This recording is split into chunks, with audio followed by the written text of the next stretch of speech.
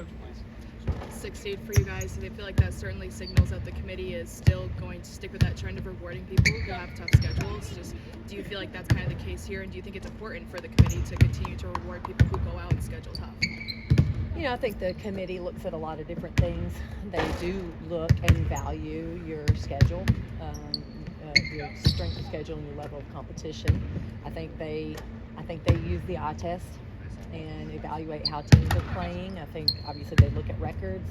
You know, they're looking at injuries. They're looking at a lot of different things, and you know, obviously we have several positives in those categories. What was your initial reaction when you saw you were a 6 seed and Green Bay was the opponent? Usually pretty familiar with Green Bay. I've watched them quite a bit throughout the years. This year, however, had not seen them. So I'm pretty familiar with their program. Always been kind of an admirer of their program. I think they play tough and they're efficient. And when I was able to really dig in and dive into them this particular year, there's no exception. They're very efficient. They're very intelligent, gritty, tough. Team you enjoy watching play. What is it like for you to go back to an area you're familiar with? Yeah, honestly, haven't been back to Raleigh a whole lot, and you know, lived there for a few years, so it'll be interesting to go back and just see everything. You know, one of the things that I'm kind of excited about is Tamari getting to be near home. She just lives a few minutes from that campus. How fun is that homecoming for Tamari? Yeah, I'm excited. I know that her family in particular wanted us to be able to play over there each year, so I know she's excited, and a really great opportunity for tomorrow. I saw the team's reaction to their seeding yesterday, but as a coach, how cool is it to watch them be so excited about a 6 seed? Yeah, you know, I think they're just excited to play. You know, at this point, you know, obviously there's a lot of lead up into the tournament and what your seed is going to be, but at this point it's all about your matchups. It really is. And so, you know, they're excited. They get to see themselves on television and hear their name called, and it's an exciting time of year. And really, you should never take it for granted. I understand the expectations here, but you know, you really shouldn't take it for granted. When you look at that celebration, there was a montage or a collage where they zoomed in on the team celebrating, then you see Jackson in the background just clapping his heart away. How fun is that to see how involved and excited he is for the team as well? Yeah, Jackson's pretty ingrained in our program, and he knows more about what's going on than I usually give him credit for, so he was in there. He knew how to also get on television. Yes. He understands how to put himself in position to be on television. But you know, he's excited, and he's the ultimate optimist. So he's a fan right now. NC State was a school y'all played in a close before scrimmage before the year. Feels like forever ago. But do you take anything from that experience going into a possible matchup? You know, we did have a close scrimmage with them. It was so long ago. The teams are both completely different. Tamari was barely playing at that time. Jewel did not participate due to an ankle injury during that time. So we looked very different. Destiny Wells was playing a lot of minutes. So we're a very different team than when we played them. Speaking of matchups, Green Bay is definitely more of a guard-led team. You guys have a lot of size on them. Is there a challenge when you have such a size advantage on a team to not maybe like overestimate that going into the matchup and you know how that things will play out? I think when you look at a team like Green Bay, you have you look at advantages, but you look at disadvantages as well. And so I think for us, we have to try to maximize maybe where we have opportunities, but then try to take care of the areas that maybe is in their favor, because they can spread you out. They do a great job. Their offensive efficiency is one of the best in the country, and it's I don't want to undersell that, because they're not playing South Carolina every night, but they're still doing it, and they're doing it with as good as anybody in the country. How do you balance wanting to use that size advantage on offense, but then also knowing they will spread you out on defense? Yeah, I think we have to go in the game with a great game plan on the defensive end, a solid game plan on the offensive end. I think when you look at Green Bay, I obviously am talking about their offensive efficiency, but historically they are known for being tough defensively, stingy on the defensive end. So they're not just playing on one side of the court. So we're going to have a great game plan on both ends, so that we can maximize our opportunities.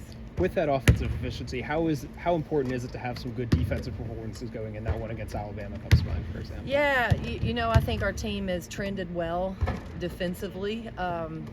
This Green Bay team is going to look very different than anybody we played in the last month, I would think. They're going to give us a different look, and so for us, we have to be able to handle the game plan. We have to be able to get outside ourselves and maybe do some different things defensively. How eager is this team to get back on the court for March Madness this year? Yeah, I think sometimes the downtime between the conference tournament and the selection show is hard. You don't know who your opponent is. You're practicing without an end goal, so to speak. I'm excited to get them on the court today because now we know we have a plan. Now we know we have a goal. We have a destination. We have something now that's more tangible. They were really good in practice yesterday. I thought they had great energy. They were very vocal. Happy group. So I'm hopeful that we'll see that same energy today, but a lot of focus towards our opponent. Your team has had a week to kind of recover from a really just emotional loss in the SEC tournament. Just how have you seen them kind of maybe reset and respond? And have you seen that maybe add another layer of motivation going into this week? Yeah, I think it was very difficult, and the way that spring break and the schedules fell, we went right into a break. And I think the negative, we weren't together to be able to get through it together. The positive, I think they were able to reset.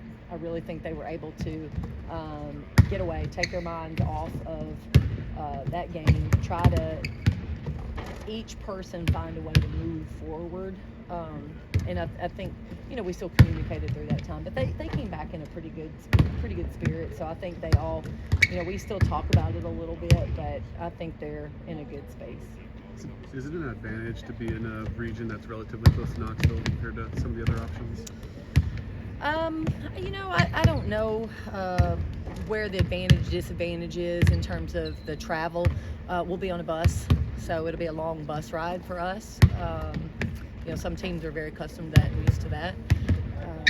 But you're not changing your time zones, so that's probably a little bit more of an advantage.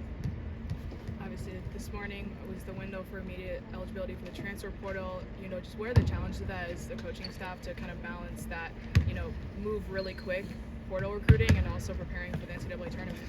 Yeah, obviously right now our focus has to be on our current basketball team and what we need to be doing. However, you have to be on top of things, and so we're monitoring the portal starting this morning. We'll make sure that we're doing our job in every area. So we're tracking on it, and we'll see what happens. What is your relationship like with NC State head coach Wes Moore and coach together? And how nice is it to go to a region where you're familiar with the host as head coach? Yeah, well, Wes is a great guy. He's one of our dear friends. John goes on vacation with him every year, so we're very close with him. And we actually talked last week and made the comment that it was definitely a possibility that our seeds could line up, that we could be at the same site. So I know we'll be treated well when we go over there. I know that for a fact. Have you faced him as a head coach before, since you left his staff? Is it kind of fun to do that, to square off with somebody you're so familiar with? Yeah, sometimes it's fun, but when, it's somebody that you pull for, so sometimes it's tough as well. But when I left Chattanooga, I went to Western Carolina and was there for 5 years, and so we played Chattanooga at least twice every year. So we played against each other several times.